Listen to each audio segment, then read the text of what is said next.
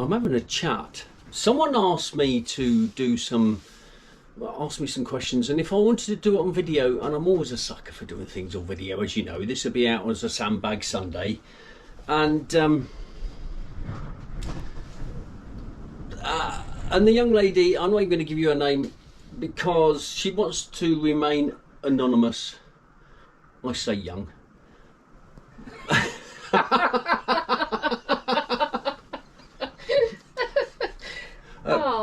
Probably my age-ish. Oi! Are you older? No! I was going to say you look well for it. Anyway, let's start. Should we move on? Yeah, before I drop myself in it. Where's it going to go? Oops. So, we met 2 weeks ago, a week ago? Yes, whatever it was, yeah. In Marsworth. And I knocked on your boat and said, hello, I follow you. Yeah. And we ended up having a bit of a chat. And I think the reason I was interested in interviewing you is because I, probably like a lot of other people, are interested in doing something like this ourselves. And I don't want to know the technical bits. I know how you get rid of your poo and all that sort of stuff, but I'm more interested in the philosophy behind it and what it is that really drove you to do this. So I've got a few questions. Ooh. You happy with that? Yeah, okay. Drove me to do it. Okay. Start off then. Because also, I haven't been following you from the start. I've only been following you since August, so I suspect that Oh, yeah. some of us newbies to your channel don't know the history. Yeah. I'm just trying to get myself out of the sunlight. Yeah, go on. So why? Why living on a boat? What was the attraction? It wasn't an attraction. It was Maslow's hierarchy of needs. Know him well? Okay, so those that don't know Maslow, he's a psychologist, business psychologist perhaps, but a psychologist nevertheless. And he has a hierarchy of needs, in which you start off from the physiological effects of having, well, to breathe, to live, you need to breathe, you need water, you need food, and you need some form of shelter. And then it goes up to self-actualization. You go to security, you go to love and belonging. There's a bit between the two, and then there's self-actualization. Can't remember what the bit in between the two is. It's a new one. Is it new? Yeah, kind of. Yeah, oh. I thought self-actualization. Anyway, so when I was married, yeah, I would argue I was peaking at self-actualization. I thought this is great. And then when I was told I wasn't married. That happens. You kind of go down that hierarchy of needs really quickly, and I ended up in physiological effects. And unfortunately, I was in the military, so I had somewhere to live. That's winding me up. I had somewhere to live, which was in the mess. That's better. So I moved into the mess, and I thought to myself, I'm out of the mob in 5 years. Where am I going to live? What am I going to do? What am I going to do? You can't have I suppose you could get a job, but I needed to find somewhere to live. And how do you get a mortgage when you're 50 plus?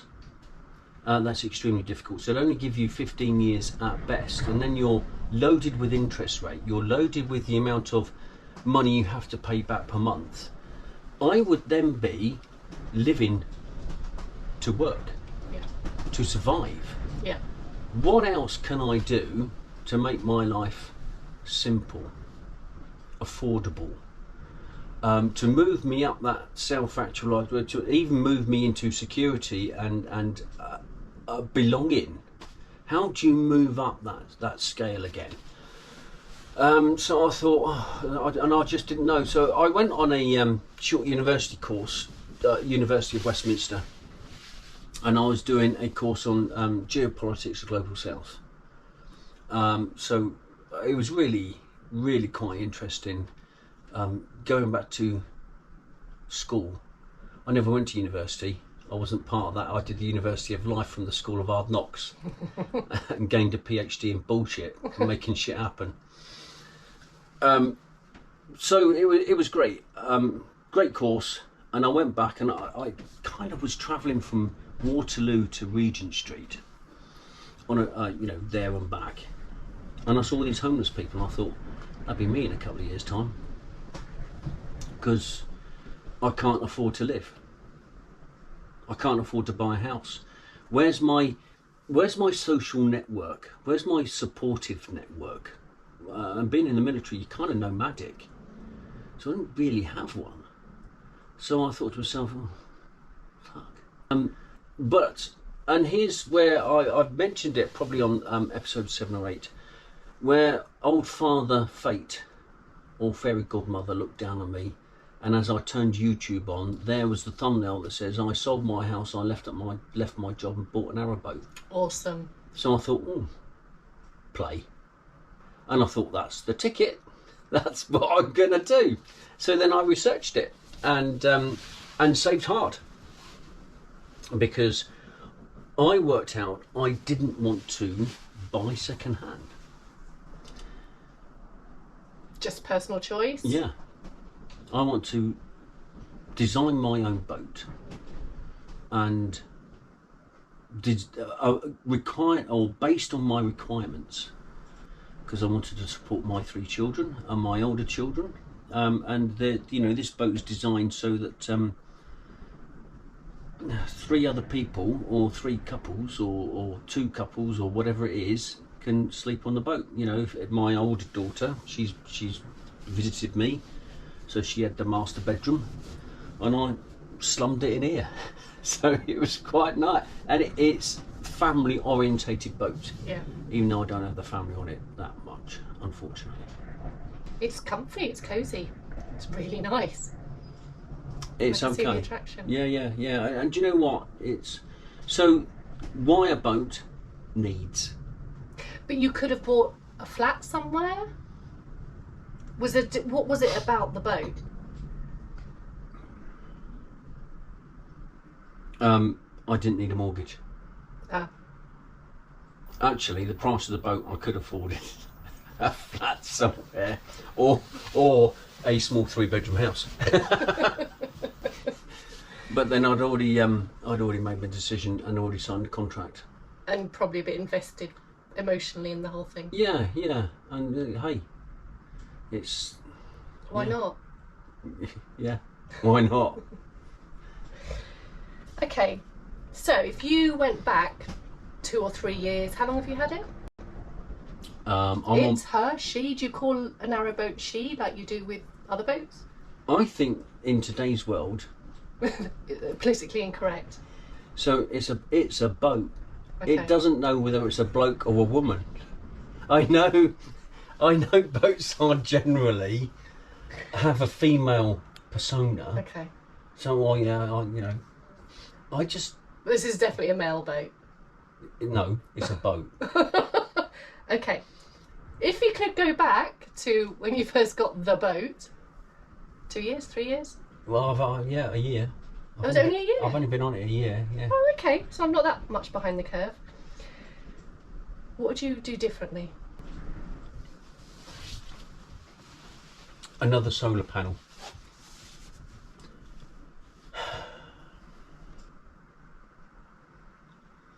Other than that, not much.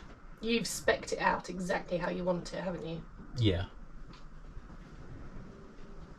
And don't forget, what's the situation? How does it affect you? So that we're talking the estimate process. My situation's changed. Now, if I was to live on this boat with somebody, I probably would have spec'd it differently. I might have had a Pullman dinette instead of a L-shaped. The reason for having the L-shape was ergonomically, you can be cooking in the kitchen and there's no demarcation line. Yes. It's a complete free reign to, if you're cooking for people and they're watching the telly or anything like that, it's just great. Yes, the Pullman dinette can go into a double bed, so that's the same, but it was the ergonomics of it. I kind of like the Pullman. I like to sit down more. There is a table that fits in here. Oh, is there? Haha. And this gives me a little bit of room to do a bit of fizz, press-ups and sit-ups and all that sort of stuff. So in many respects, the mistakes I've made, if they are mistakes, I have thought about it and then lived, and what can I get, what can I change, what can I make it, how can I make this work for me? Remove the table. I've got a bit of room now, and I've got more room to move about. Other than that, do you know what? Not a lot. And you're not talking about something huge like the size of it or the width of it, or there's things you can change. It's a narrowboat. You can add a solar panel on. I can add a solar panel on, and you know, other than that, not much. So here's a deep and meaningful one. What have you discovered about yourself since being on the boat?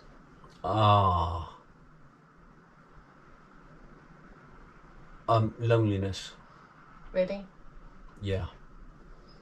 I worked for 40 years nearly in the military, and I didn't think I'd be lonely. Last year I thought my loneliness, and I talked about it on videos, I thought that was down to me trying to get to grips with the boat, trying to get to grips with the stove, understanding how the boat works, how do you keep it warm, that sort of stuff. So I thought, yeah, I'm a little bit frustrated, I'm a little bit lonely because I'm cold. And anyway, this year winter hasn't arrived yet, but the seasons has changed over the past couple of weeks, and that loneliness has already kicked in. It's not the heat of the boat. It is lonely. Being, for me, I'm suffering from loneliness. I want to be on this boat with someone I can share the experience with and talk to, and yeah. It's one of the things that puts me off. So I'm glad you're being open and honest about it. What do people do to prevent that loneliness? Because I imagine everyone's cocooned in their own boats in the winter, aren't they? Yeah. So what happens? Do you knock on people's doors, or do you just get on with it? Get on with it. If you don't knock on someone's door, like there's a fella next door, he's in. I don't think there's anyone in that boat there. I wouldn't knock on someone's door and say, "Hey, coffee." Yeah, you just don't do it. Just don't. No. So personally, I get out. I like photography, so I get out and do stuff.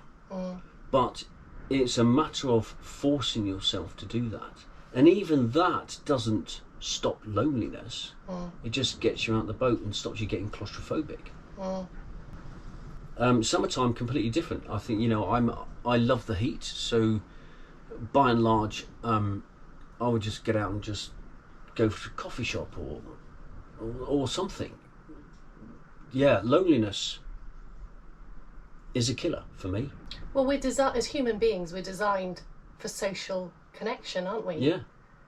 So it's strange in a way that a lot of us have, or you're obviously doing it, and a lot of people watching will probably be doing it, but then there's other people like me watching this lifestyle thinking, wow, that must be so peaceful, relaxing, lovely. But then the downside is, if you're by yourself, you're by yourself. Yes, and I think there's certain people that like being by themselves. I've lived, like I said, with 100 other blokes most of my life, metaphorically speaking. I know what you mean. And you go to work for a laugh. You don't go to work to go to work. You have a laugh when you're working. It's just brilliant. And then you leave and you think to yourself, oh, I'm living on a boat. Yeah, it'd be fine. But no, it's not. It kills me. And I want to be invested in somebody else, and I want somebody else to share this life. And you know, it doesn't happen all the time. Yeah, there we go. Deep and meaningful. Is that enough? So do you think that's probably the most challenging thing you would say? Yeah. Yeah. But it is down to the individual. Yeah, I can see that. Some, I think in next door, I don't know, might be right. I don't know. See, I would probably just have to go and knock on his window and say hi, but I don't want to look like the weirdo. I think you'd look like the weirdo. I think you already did look like the weirdo when I knocked on your window. I'm not going to say anything. So, what are the best moments to date? Happy memories. What's gone really well for you?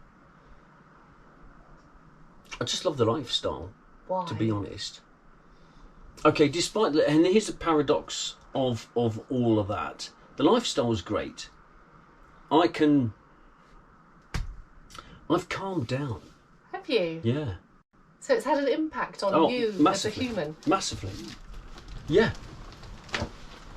I'm completely a different person to what I was when I was in the military. Completely different.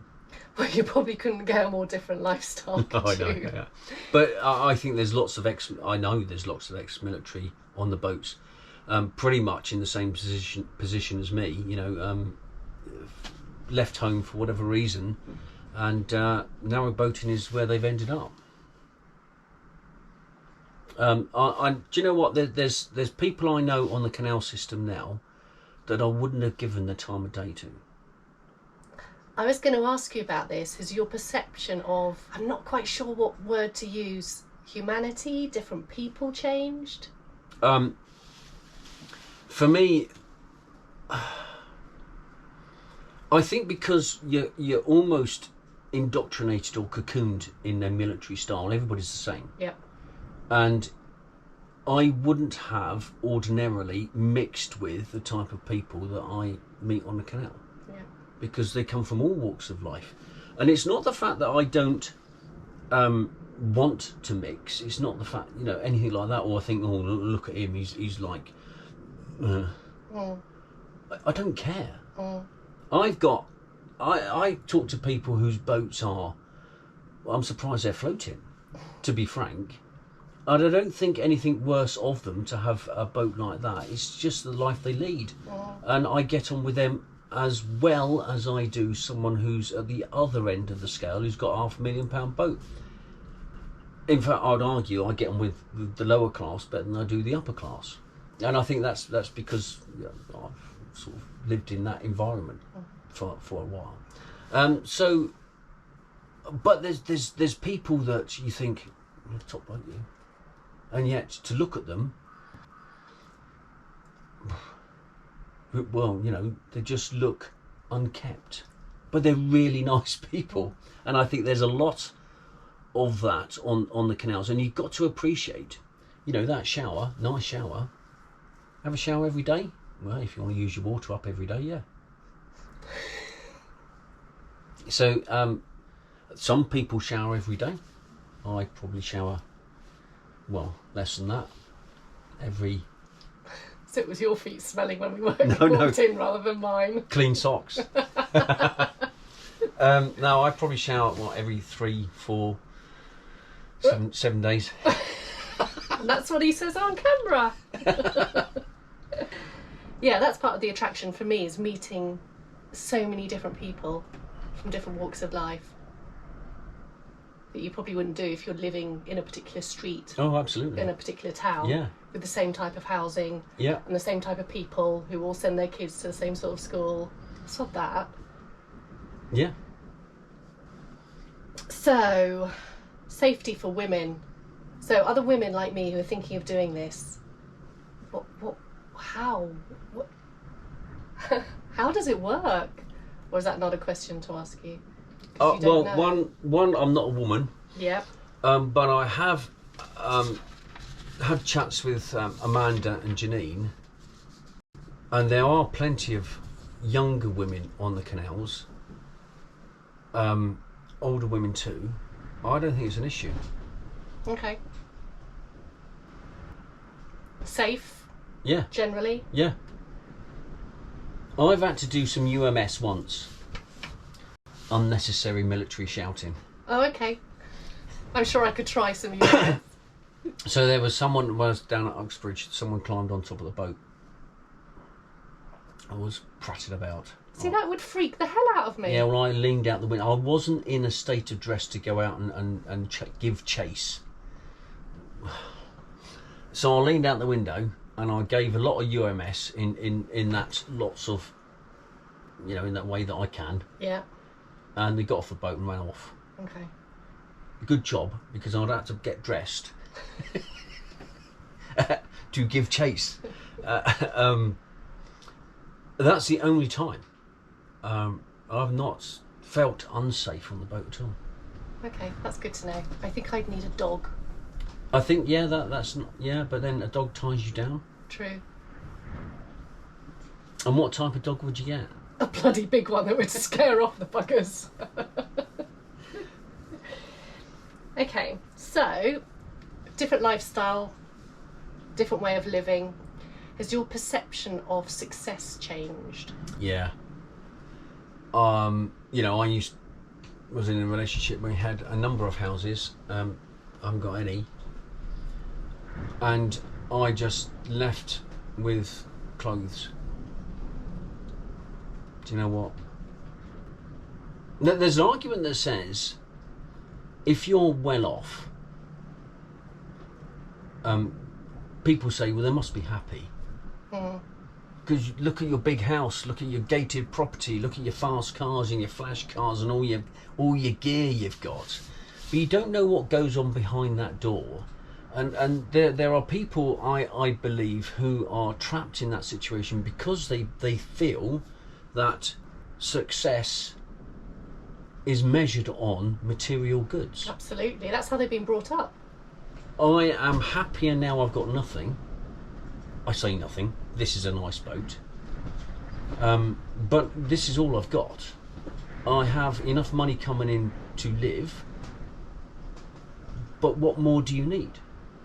I don't have the desire to have the latest and the greatest. I'm just not interested. And I think it's almost cathartic in cleansing your soul of material goods.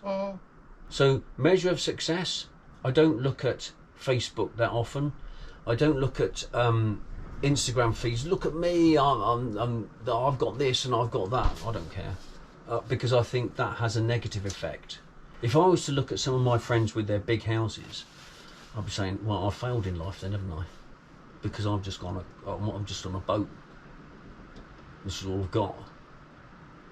But if you don't look at things like that, this is great. I think it's a measure of success in a different way. But a lot of people don't get that opportunity to assess that. I'm a coach as well. We had this discussion, and the amount of people that I'm coaching who are stuck in that cycle of money, perceptions. Yeah. I saw a really good quote the other day. What would you do if you knew that other people weren't going to judge you? And I think that would shock a lot of people. But what would you do then? I think I've done it. I home educated my kids.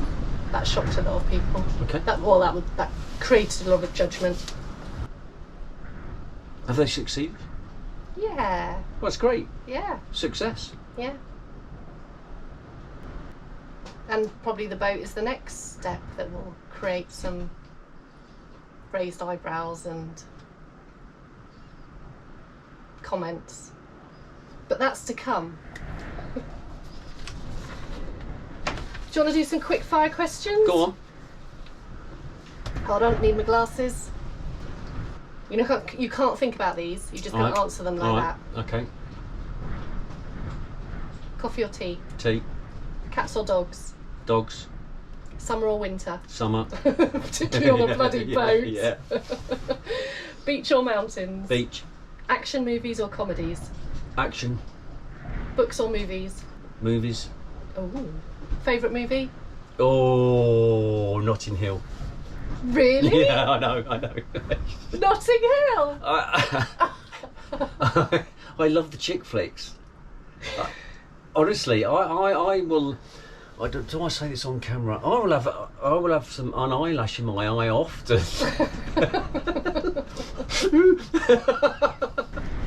I don't have to prove. Here's the thing: I don't have to prove my manliness. I'll have a big cry on a chick flick. I think they're lovely. What other chick flicks do you like then? Oh, Four Weddings, Notting Hill, Bridget Jones, all of them. Sweet Home Alabama, Leap Year. I haven't seen those. Have you not? Oh, you No. need to. You need to have a look. But then there's Shawshank Redemption. I saw the other. Oh, isn't that great? Oh, I've never forgotten that film. Isn't it? It's just fantastic. Oh. And what other ones do I like? The Marigold Wedding, the Marigold Hotel. Is it set in India? I think the Grey Pound movies are really good because I'm itching it. Well, I'm heading that way. But I also like Jason Statham films and those sort of violent types. So you're happy with anything? Pretty much. Cool. Not many blokes would admit that, you know. You're being a little bit vulnerable on camera. Early bird or night owl? Early bird. Sweet or savoury? Sweet. I don't think there's any point asking this one. City life or countryside? Oh, I've got to think about that. Oh, do you have to dip in and out? Yeah. Yeah, I do. Both. 50-50. On the fence. How often do you get to go and see bright lights? I'm not going to listen to popular tunes from the hit parade and dance shapes on the dance floor of the local nightclub. So those sort of city lights, no, gone. I think just to go out and just see people. Mm-hmm. Go to the pub. I don't go to the pub that often either, but occasionally I will. There's enough pubs down the canal to be able to do that. Yeah, but I just can't be arsed. Mm. What's the point of sitting there as a look at that lonely sado on his own. You should have a little table for boaters. Well, 2 pints, and that's me, finished now. Any more than that and the fresh air sniper hits me when I get out. You don't want to be falling in the canal. Fiction or non-fiction? Fiction. Favourite book? Oh, now okay. There's a few. There's The Alchemist. Oh, haven't read that. Have you not? No. It's Paulo Coelho, him. Yeah. But I also, authors, favourite authors, probably Jeffrey Archer, Frederick Forsyth, Robert Ludlum. I like all the Bourne Identity, the Bourne series. Mm-hmm. The books are more violent than the films. Substantially more violent, and I kind of quite like that. Cool. Camping or hotel? Hotel. I've done camping for my job, True. and I don't like being cold and wet. I've done that. I'm just looking around at all the lovely radiators in this boat. I've done that. So absolutely hotel. Mm-hmm. Fresh sheets. Yeah. Room Hot service. bath. Well, I've never had room service, but hot bath. Oh yeah, every day of the week. Sunsets or sunrises? Oh, depends who you're with. Mm-hmm. Sunrises are great for photography. Sunsets are great for photography, but nice to share with that special someone. Cool. Marvel or DC? I don't know the difference between the two. Nor do I. You're going to have people commenting now. You plonkers. How can you not know? Don't know. This is where you need teenage kids. That's probably it. Bucket list items to do before bucket you list. die. I don't. Do you know what? Sad as it is, I don't really have a bucket list. I like to live my life simply. Do you know what? Bucket list, to be happy. Aww. That's it. I think if you are happy, it doesn't matter how much money you've got. You can have all the money in the world. Doesn't buy you happiness, which is a point I was going to make earlier on. Money buys you 10% more happiness. Yes, if you're at the lower end of the scale, then money buys you an awful lot of lack of anxiety and being able to live properly. I get all of that. And so if you're at the bottom end, money buys you an enormous amount of perceived happiness. If you're at the top end, having lots of money, well, does that buy you happiness? I don't think it does. But I think what's more important, I would rather die poor and happy than rich and unhappy. Do you think it takes a lot of people a lifetime to work that out? Yeah. And I think being thrown in this position as I was, I've learnt that. Yeah. Dream car? Ooh, I had a Volkswagen Passat CC.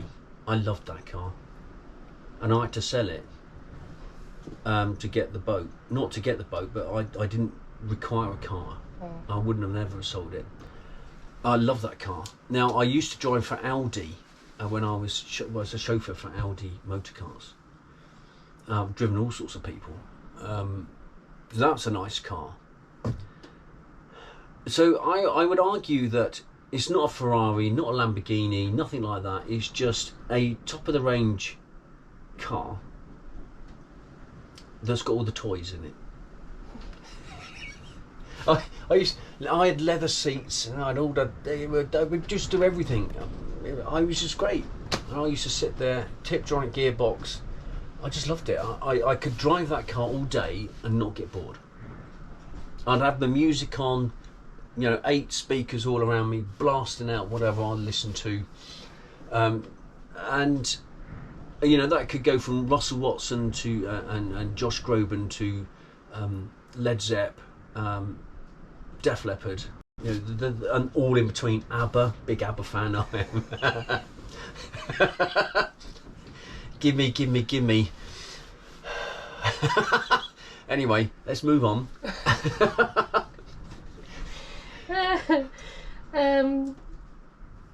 Family car, but nice. Cool. So, someone in my position who's thinking of doing this in a year or two's time, what advice would you give me? Fight through your first year. If this is really what you want, fight through your first year. It takes a while to get to know your stove. It takes a while to get to know your boat. You've got to do all 4 seasons to fully understand what it's like to live on the boat. Because you feel, now there was a massive storm last night. Even now it's windy and the boat's rocking, and you know you're in.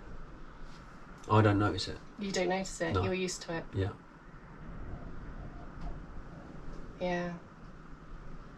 So fight through your first year. Get to know your boat. And travel. If you are going to continuously cruise. Yeah. Travel. You mainly go up and down the Grand Union, don't you? Nah. Yes and no. My kids live south. Okay. My younger 3. I don't see them as much as I'd like to, but that's the principal reason for that. And they're not going to be there forever. So yes, do I go up and down the Grand Union? Yes, I do. I've got some friends down that way, and I don't necessarily want to not see them again. I'm surprised how many people I do know on this stretch. I'm not surprised. And so it's nice, familiarity is nice, and that helps with loneliness, actually. Yeah. You know which pub you're coming to, and you'll know that you'll probably bump into someone there, I would imagine. Nowhere to moor. Oh God, there's all that as well. Yeah. I know which areas to moor, which areas not to moor, more importantly. I know what I want. Yeah. So there we go. I think that's huge for a lone boater. If you are in your patch, and that patch could be a 20-mile stretch, that decreases the anxiety because you know where you're going next. Yeah. I'm heading up that way. Yeah. It is that way. Yeah.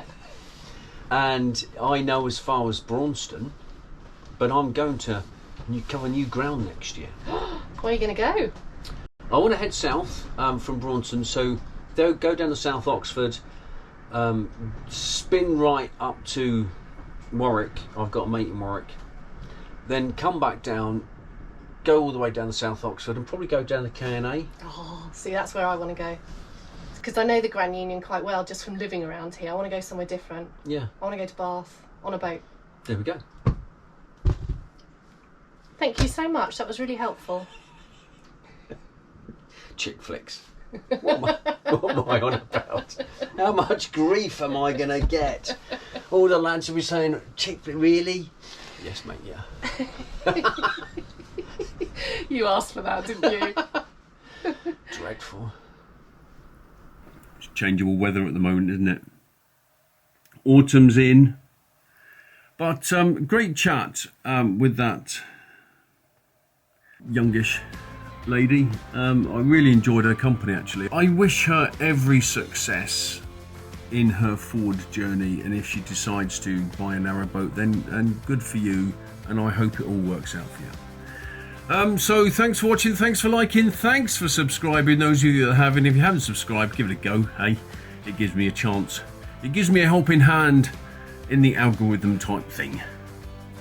But until next week, or Wednesday, or whenever you decide to watch these, ciao, Papa.